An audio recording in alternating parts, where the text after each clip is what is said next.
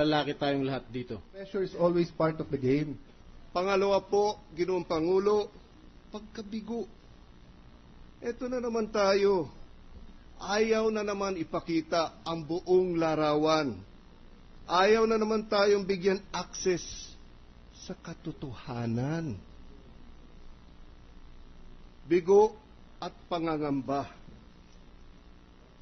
May dahilan pa po ba para hindi yumuko sa susunod itong impeachment court sa mga TRO na ibabato sa atin? Lawmakers cannot be lawbreakers. One of the cardinal rules in trial technique is, do not ask a question if you do not know what the answer is.